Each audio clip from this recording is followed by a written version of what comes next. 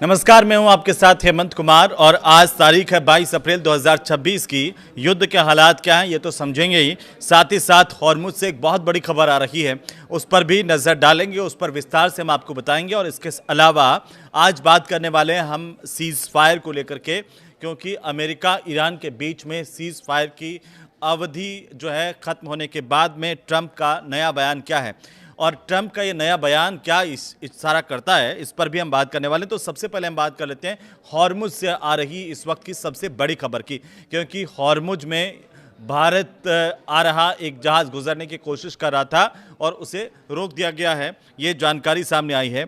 वहीं आपको बता दें कि ईरान ने इस जहाज़ को रोका है, इस्लामिक गार्ड ने इस जहाज़ को अपने कब्जे में ले लिया और आरोप यह है कि ये बिना अनुमति के हॉर्मुज से गुजर रहा था। थोड़ा विस्तार से देखते हैं कि दरअसल ईरान की जो इस्लामिक रिवोल्यूशनरी गार्ड हैं आईआरजीसी, और आईआरजीसी ने हॉर्मुज स्ट्रेट में से भारत आ रहे एक जहाज़ को रोका है और उसको अपने कब्जे में लिया। ईरान ने ये आरोप लगाया कि ये जो जहाज़ है बिना अनुमति के ईरान की हॉर्मुज को पार कर रहा था, हॉर्मुज से होकर के गुजर रहा था। दरअसल इस जहाज़ पर लाइबेरिया का फ्लैग लगा हुआ है। एपामिनोडेस नाम का ये कंटेनर शिप जो है वो गुजरात के मुंद्रा तक आ रहा था, इस तरह की जानकारी है, लेकिन इसे बीच में रोक दिया गया है, इसे जब्त कर लिया गया है। ये ईरानी नौसेना ने दावा किया है कि ये जहाज़ जो है इस जहाज़ के नेविगेशन सिस्टम में छेड़छाड़ की गई थी और इससे समुद्री सुरक्षा को खतरा पैदा हो गया है। यह जब कार्रवाई की गई तब आईआरजीसी ने इस जहाज़ को इंटरसेप्ट किया और आईआरजीसी ने इसे इंटरसेप्ट करके अपने कब्जे में ले लिया। अभी इसकी जांच की जा रही है और इसे तट की तरफ लेकर के आईआरजीसी गई। और आपको बता दें कि इसके अलावा इजराइल से जुड़े जो फ्रांसिस्का नाम का एक दूसरा जहाज़ है उसको भी जब्त कर लिया गया है।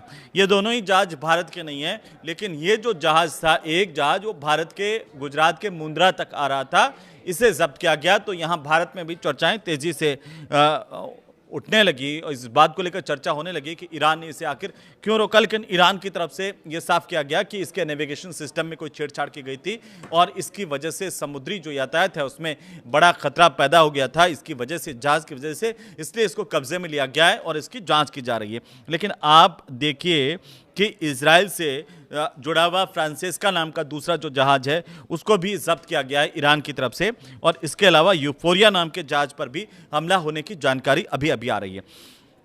इससे पहले ये खबरें इस तरह की आ रही थी कि एक जहाज़ पर ईरान के पास फायरिंग हुई है, लेकिन जबकि दूसरा ओमान के तट के पास में क्षतिग्रस्त हुआ है, इस तरह से। लेकिन अभी जो हॉर्मुज की स्थितियां हैं वो आप कह सकते हैं कि वहां से गुजरने वाले जहाज़ों के लिए अच्छी नहीं कही जा सकती। हमले भी हो रहे हैं और लगातार कार्रवाई भी हो रही है, तो इस तरह से अभी आप समझिए कि हॉर्मुज पूरी तरह से लॉक की स्थिति में है। लेकिन अभी आप देखिए कि अब बात कर लेते हैं आखिर सीज फायर पर, क्योंकि ट्रंप का एक बयान आया। ट्रंप ने कहा कि पाकिस्तान ने उनसे अपील की थी और पाकिस्तान की अपील पर ट्रंप ने कहा कि सीज फायर की अवधि को हम बढ़ा रहे हैं। हालांकि ये नहीं बताया कि कितने दिन सीज फायर को बढ़ाया गया है। ट्रंप ने यह कहा कि अमेरिका पाकिस्तान की अपील पर ईरान के साथ चल रहे युद्ध विराम यानी कि सीज फायर को आगे बढ़ा रहा है, और जैसा मैंने कहा कि कितने दिन के लिए आगे बढ़ा रहा है इस पर कोई जानकारी नहीं है, लेकिन ये अच्छी बात है कि जो सीज फायर की अवधि है वो आगे बढ़ी है। ट्रंप ने यह भी कहा कि ईरान में इस वक्त नेतृत्व और सरकार में एकजुटता नहीं है, और ऐसे वक्त में पाकिस्तान के जो प्रधानमंत्री हैं शहबाज शरीफ और आर्मी चीफ पाकिस्तान के आसिम मुनीर, दोनों ने उनसे ईरान पर कुछ समय तक हमलों को रोकने की अपील की थी। ये ट्रंप कह रहे हैं, और ताकि ईरान को साझा प्रस्ताव तैयार करने का वक्त मिल पाए, मौका मिल पाए। ईरान ने पहले ही हालांकि जिस तरीके से सीज़फायर की शर्तों का उल्लंघन का आरोप लगाया, उससे जो तेहरान है वो काफ़ी सख्त संदेश पहले ही दे चुका है, लेकिन ट्रंप के बयान बार बार इस पूरे मामले को लेकर के बदल रहे हैं। अब ये ट्रंप ये कह रहे हैं कि पाकिस्तान के कहने पर उन्होंने सीज़फायर को आगे बढ़ाया। इसके मायने क्या हैं? कई लोग ये इस बात को इस तरह से ले रहे हैं कि ट्रंप जो है वो अनावश्यक बयानबाजी कर रहे हैं इस पूरे मामले को लेकर के, कभी भी कुछ भी। क्योंकि इससे पहले उन्होंने क्या कहा था कि अगर ये जो शांति संधि है वो कामयाब नहीं हुई, ये पीस डील जो है अगर सक्सेस नहीं हुई तो ईरान का नक्शे से नाम हटा देंगे। फिर वो उन्होंने अपने बयान में फिर बदलाव किया। फिर उन्होंने कहा कि हम तो तैयारी कर रहे हैं इस दौरान और बारूद हमले करेंगे। तो ये एक अलग अलग तरह की जिस तरीके की बयानबाजी ट्रंप कर रहे हैं इस पूरे युद्ध के दौरान सबने, पूरी दुनिया ने देखा, उससे ट्रंप की जो छवि है वो उसको पलीदा लगा है।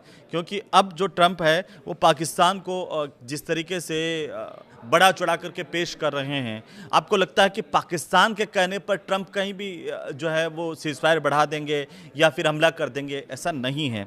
लेकिन फिर भी ट्रंप का ये बयान जो है वो क्यों दिया गया, इसे लेकर कई लोग ट्रंप को मूर्ख तक कह चुके हैं। लेकिन हम आते हैं आगे की बात पर, क्योंकि ट्रंप ने कहा कि इस अपील को उन्होंने माना और अमेरिकी सेना को फिलहाल उन्होंने हमला रोकने का आदेश दिया। हालांकि सेना को पूरी तरह से तैयार रहने के लिए भी कहा है और इस दौरान ईरान पर दबाव बनाए रखने के लिए नाकेबंदी जो है वो जारी रहेगी। लेकिन इस नाकाबंदी को लेकर के फ्रांस का बहुत बड़ा बयान आया है, इसे सही करार नहीं दिया है। अब ये तो साफ हो गया कि फ्रांस जो है कहीं ना कहीं अमेरिका के तरफ झुकाव में तो नहीं है। और फ्रांस ने क्या कुछ कहा है उस पर हम आगे और विस्तार से बात करेंगे। लेकिन ट्रंप ने ये जो कहा कि सीज फायर तब तक जारी रहने वाला है जब तक ईरान अपनी ओर से ठोस और एकजुट प्रस्ताव नहीं दे देता और बातचीत जो पूरी ये पीस संधि की है वो पूरी नहीं हो जाती है, चाहे उसका नतीजा कुछ भी निकले। पिछले 24 घंटे के 5 बड़े अपडेट्स पर अगर दोस्तों नज़र डालें तो सबसे पहले ट्रंप की धमकी का जिक्र आता है। ट्रंप ने इस 24 घंटे में धमकी चेतावनी दी कि अगर पीस डील नहीं हुई तो अमेरिकी सेना जो है वो हमले के लिए पूरी तरह से तैयार है और आदेश मिलते ही कार्रवाई कर सकती है। उन्होंने कहा कि सीज फायर आगे नहीं बढ़ाएंगे, लेकिन हुआ क्या? हुआ यह उलट कि 24 घंटे में ट्रंप ने अगला बयान दे दिया और कहा कि हम सीज फायर पाकिस्तान के कहने पर आगे बढ़ा रहे हैं। दूसरी बड़ी बात यह हुई कि हॉर्मुज खुलवाने पर एक बैठक हुई है जिसमें यूके ने और फ्रांस के 30 देशों की जो बैठक है उसको बुलाने का फैसला किया गया और लंदन में ये बैठक होने वाली है। विस्तार से इस पर चर्चा होगी। वहीं एक और महत्वपूर्ण बात यह हुई है कि जेडी वेंस की पाकिस्तान की यात्रा फिलहाल के लिए टल गई है, इस तरह की खबरें आ रही है। अमेरिका के जो उपराष्ट्रपति हैं जेडी वेंस, उनकी पाकिस्तान की यात्रा टाल दी गई है। ईरान से बातचीत के लिए जो डेलीगेशन है वो पाकिस्तान भेजने से इनकार कर दिया और ईरान की तरफ से यह इनकार करने के बाद में फैसला किया गया कि जेडी वेंस पाकिस्तान नहीं जाएंगे।